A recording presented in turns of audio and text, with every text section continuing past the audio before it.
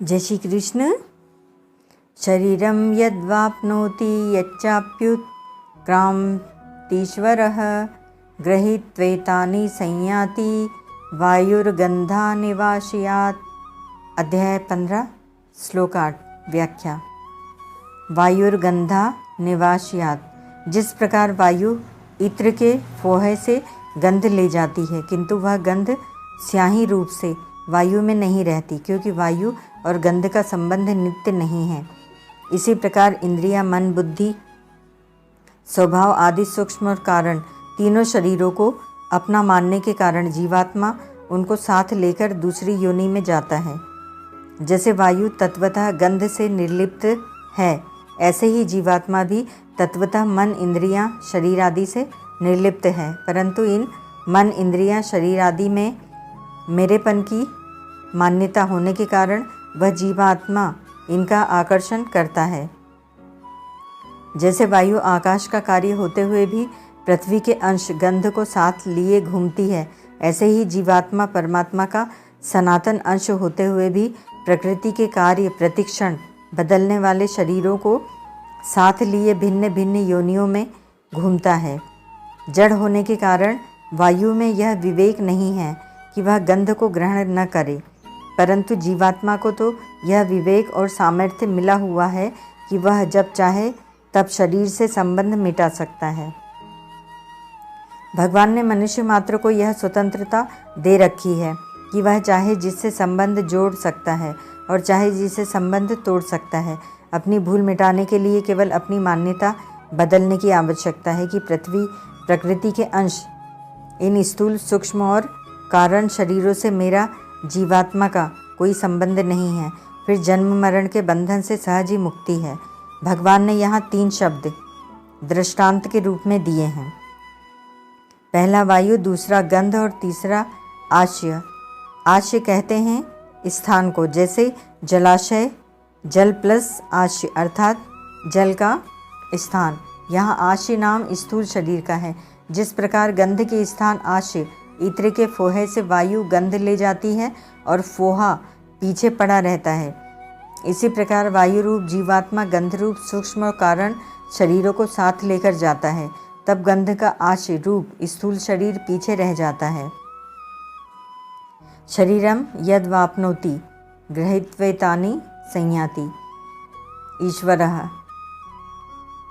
पद जीवात्मा का वाचक है। इस जीवात्मा से 3 खास भूलें हो रही हैं। पहला, अपने को मन, बुद्धि, शरीर आदि जड़ पदार्थों का स्वामी मानता है, पर वास्तव में बन जाता है स्वयं उनका दास। दूसरा, अपने को उन जड़ पदार्थों का स्वामी मान लेने के कारण अपने वास्तविक स्वामी परमात्मा को भूल जाता है। तीसरा, जड़ पदार्थों से माने हुए संबंध का त्याग करने में स्वाधीन होने पर भी उनका त्याग नहीं करता।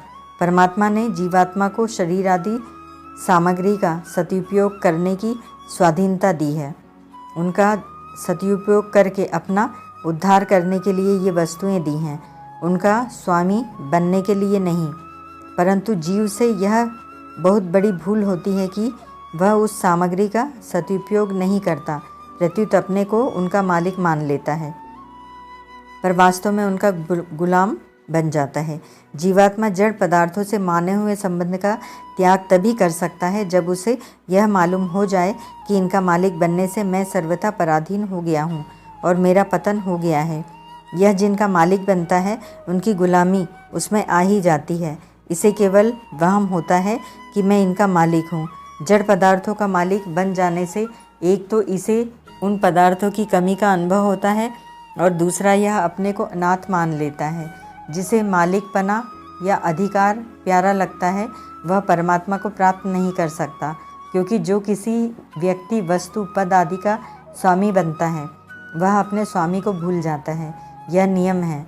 उदाहरणार्थ, जिस समय बालक केवल माँ को अपना मानकर उसे ही चाहता है, उस समय वह माँ के बिना रह ही नहीं सकता, किंतु वही बालक जब बड़ा होकर गृहस्थ बन जाता है और अपने को स्त्री, पुत्र आदि का स्वामी मानने लगता है, तब उसी माँ का पास रहना उसे सुहाता नहीं। यह स्वामी बनने का ही परिणाम है। इसी प्रकार यह जीवात्मा भी शरीर आदि जड़ पदार्थों का स्वामी ईश्वर बनकर अपने वास्तविक स्वामी परमात्मा को भूल जाता है, उनसे विमुख हो जाता है। जब तक यह भूल या विमुखता रहेगी तब तक जीवात्मा दुख पाता ही रहेगा। ईश्वर पद के साथ अपि पद एक विशेष अर्थ रखता है कि यह ईश्वर बना जीवात्मा वायु के समान असमर्थ, जड़ और पराधीन नहीं है। इस जीवात्मा में ऐसी सामर्थ्य और विवेक है कि यह जब चाहे तब माने हुए संबंधों को छोड़ सकता है और परमात्मा के साथ नित्य संबंध का अनुभव कर सकता है, परंतु संयोगजन्य सुख की लोलुपता के कारण यह संसार से माने हुए संबंध को छोड़ता नहीं और छोड़ना चाहता भी नहीं। जड़ता शरीर आदि से तादात्म्य छूटने पर जीवात्मा गंध की तरह शरीरों को साथ ले जा सकता ही नहीं। जीव को दो शक्तियाँ प्राप्त है, पहली प्राण शक्ति जिसमें श्वासों का आवागमन होता है और दूसरी इच्छा शक्ति जिससे भोगों को पाने की इच्छा करता है। प्राण शक्ति हरदम क्षीण होती रहती है। प्राण शक्ति का खत्म होना ही मृत्यु कहलाती है। जड़ का संग करने से कुछ करने और पाने की इच्छा बनी रहती है। प्राण शक्ति के रहते हुए इच्छा शक्ति अर्थात कुछ करने और पाने की इच्छा मिट जाए तो मनुष्य जीवन मुक्त हो जाता है। प्राण शक्ति नष्ट हो जाए और इच्छा बनी रहे तो दूसरा जन्म लेना ही पड़ता है। नया शरीर मिलने पर इच्छा शक्ति तो वही पूर्व जन्म की रहती है, प्राण शक्ति नहीं मिल जाती है। प्राण शक्ति का व्यय इच्छाओं को मिटाने में होना चाहिए। निस्वार्थ भाव से संपूर्ण प्राणियों के हित में रत रहने से इच्छाएं सुगमतापूर्वक मिट जाती है। यह ग्रहित्वा पद का तात्पर्य है, जो अपने नहीं हैं उनसे राग ममता प्रीता करना। जिन मन इंद्रियों के साथ अपनापन करके जीवात्मा उनको साथ लिए फिरता है, वे मन इंद्रियां कभी नहीं कहती कि हम तुम्हारी हैं और तुम हमारे हो। इस पर जीवात्मा का शासन भी चलता नहीं, जैसा चाहे वैसा रख सकता नहीं, परिवर्तन कर सकता नहीं, फिर भी इनके साथ अपनापन रखता है, जो कि भूल ही है। वास्तव में यह अपनेपन का राग ममता युक्त संबंध ही बांधने वाला होता है। वस्तु हमें प्राप्त हो या न हो, बढ़िया हो या घटिया हो, हमारे काम में आए या ना आए, दूर हो या पास हो, यदि उस वस्तु को हम अपनी मानते हैं तो उससे हमारा संबंध बना हुआ ही है। अपनी तरफ से छोड़े बिना शरीर आदि में ममता का संबंध मरने पर भी नहीं छूटता। इसीलिए मृत शरीर की हड्डियों को गंगा जी में डालने से उस जीव की आगे गति होती है। इस माने हुए संबंध को छोड़ने में हम सर्वथा स्वतंत्र तथा सबल हैं। यदि शरीर के रहते हुए ही हम उससे अपनापन हटा दें तो जीते जी ही मुक्त हो जाएं। जो अपना नहीं है उसको अपना मानना और जो अपना है उसको अपना न मानना, यह बहुत बड़ा दोष है, जिसके कारण ही परमार्थिक मार्ग में उन्नति नहीं होती। इस श्लोक में आया एतानी पद 7वें श्लोक के मनः षष्ठानींद्रियाणि 5 ज्ञानेंद्रिय तथा मन का वाचक है। यहाँ एतानी पद को 17 तत्वों के समुदाय रूप सूक्ष्म शरीर एवं कारण शरीर स्वभाव का भी घोतक मानना चाहिए। इन सबको ग्रहण करके जीवात्मा दूसरे शरीर में जाता है। जैसे मनुष्य पुराने वस्त्रों का त्याग करके नए वस्त्र धारण करता है, ऐसे ही जीवात्मा पुराने शरीर का त्याग करके नए शरीर को प्राप्त होता है। गीता 2 अध्याय का 22वां श्लोक। वास्तव में शुद्ध चेतन आत्मा का किसी शरीर को प्राप्त करना और उसका त्याग करके दूसरे शरीर में जाना हो नहीं सकता, क्योंकि आत्मा अचल और समान रूप से सर्वत्र व्याप्त है। गीता 2 अध्याय का 17वां और 24वां श्लोक। शरीरों का ग्रहण और त्याग परिच्छिन्न एक देशीय तत्व के द्वारा ही होना संभव है, जबकि आत्मा कभी किसी भी देश कालादि में परिच्छिन्न नहीं हो सकता। परंतु जब यह आत्मा प्रकृति के कार्य शरीर से तादात्म्य कर लेता है, अर्थात प्रकृतिस्थ हो जाता है, तब स्थूल सूक्ष्म कारण तीनों शरीरों में अपने को तथा अपने में तीनों शरीरों को धारण करके अर्थात उनमें अपनापन करने से वह प्रकृति के कार्य शरीरों का ग्रहण त्याग करने लगता है। तात्पर्य यह है कि शरीर को मैं और मेरा मान लेने के कारण आत्मा सूक्ष्म शरीर के आने जाने को अपना आना जाना मान लेता है। जब प्रकृति के कार्य शरीर से तादात्म्य मिट जाता है, अर्थात स्थूल सूक्ष्म कारण शरीर से आत्मा का माना हुआ संबंध नहीं रहता, तब ये शरीर अपने कारणभूत समष्टि तत्व में लीन हो जाते हैं। तात्पर्य है कि पुनर्जन्म का मूल कारण जीव का शरीर से माना हुआ तादात्म्य ही है।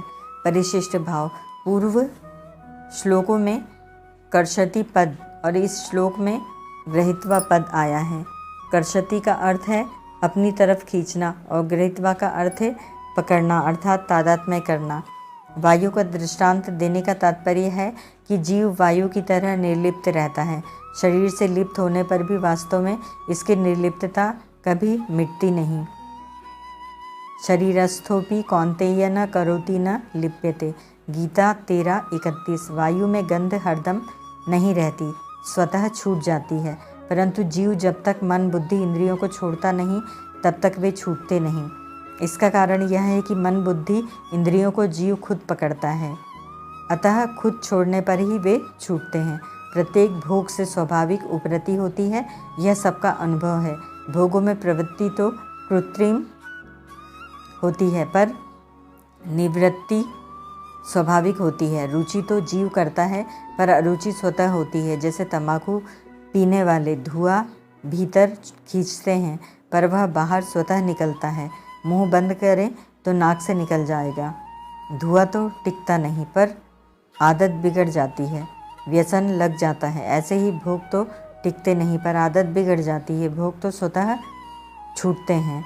उनसे अरुचि स्वतः होती है पर आदत बिगड़ने से जीव उनको बार बार पकड़ता रहता है और ईश्वर अर्थात स्वतंत्र होते हुए भी परवशता का अनुभव करता रहता है।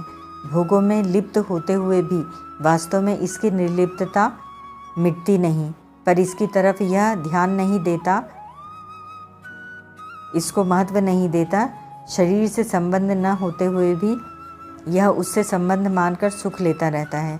संबंध तो अनित्य होता है पर संबंध विच्छेद नित्य होता है, कारण कि संसार की जाति का जड़ तथा परिवर्तनशील होने से शरीर विजातीय है। विजातीय वस्तु से संबंध होना संभव ही नहीं है। परमात्मा का अंश होने से जीव की परमात्मा के साथ सजातीयता है, अतः इसका स्वतः संबंध परमात्मा के साथ ही है। अगर जीव संतों की, भगवान की, शास्त्रों की वाणी पर विश्वास करके परमात्मा से संबंध जोड़ ले तो फिर इसको अनुभव हो जाएगा, परंतु यह पदार्थों के संबंध को मुख्यता दे देता है। जब तक यह भगवान के साथ संबंध नहीं जोड़ता तब तक भगवान कोई भी संबंध टिकने नहीं देते, तोड़ते ही रहते हैं। जीव कितना ही जोर लगा ले वह संसार का संबंध स्थायी रख सकता ही नहीं। ओम तत्सत।